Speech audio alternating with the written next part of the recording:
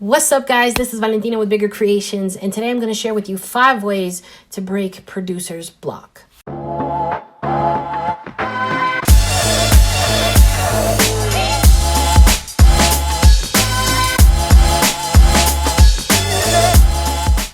This is my first time making this type of video where I kind of just talk about some tips that aren't necessarily technical, but I am planning on doing some technical type tip videos. So if you think that that's a good idea and you would watch how I do pitch correction or how I do multiple takes of vocals or how I make my 808s go hard, if that's something that you want to watch, please let me know in the comments. Hit the like button on this video so I know that you like these types of videos and I will deliver. So like I said, today I'm going to share with you 5 ways to break your producer / creative / songwriter block. Sometimes you're just like, man, I really want to make something right now and nothing comes out. Everything that comes out is just crap. You're just not feeling it. The first tip is listen to music. Now this sounds like really obvious, but listen to music. When I say listen to music, yeah, you could just, listen to what you normally listen to and vibe to your favorite artist, but actually listen to music.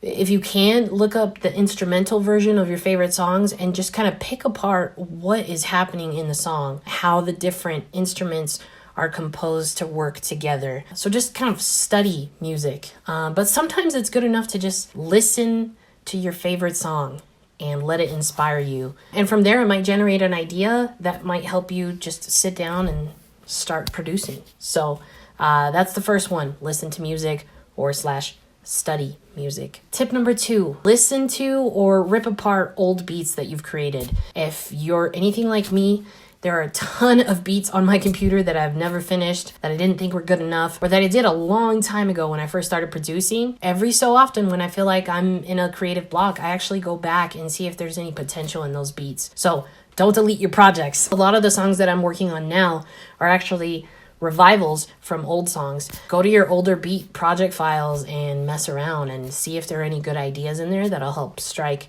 some motivation or inspiration to make something new. Tip number 3, watch other producers produce. We are so fortunate to have YouTube and technology to be able to see what everybody is sharing. So many producers out there, from high end to people just uploading beat making videos. It's just inspirational every time you can see someone make something from scratch or just see the creative process from a third party perspective. When I'm blocked, I just look up some of my favorite YouTubers, artists that I admire in the studio and kind of see their creative juices. One that I would really recommend is Jon Bellion. He has a ton of cool videos showing his beat making process, and it's not just beat making, it's like him creating his album.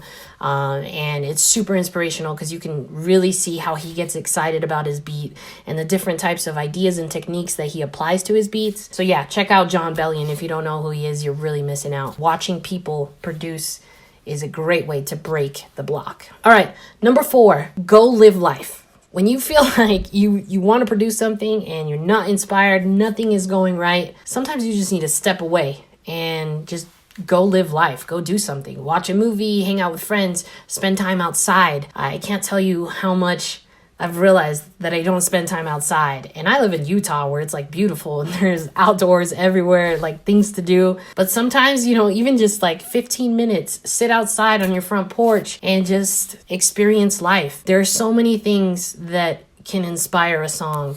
In fact, I felt like I've had more inspiration when I'm out doing something that's taking me away from being in my studio just producing. So before you can expect to make something that will change someone's life or strike some sort of emotion inside of them, you've got to go live life first. Go live life. That'll generate some inspiration for you.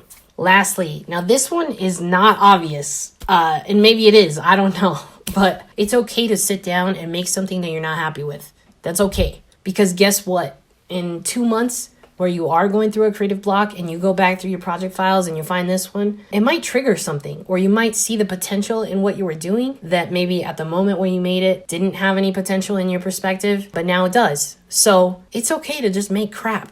Half of the time I'm making something and I'm like, oh, this is terrible.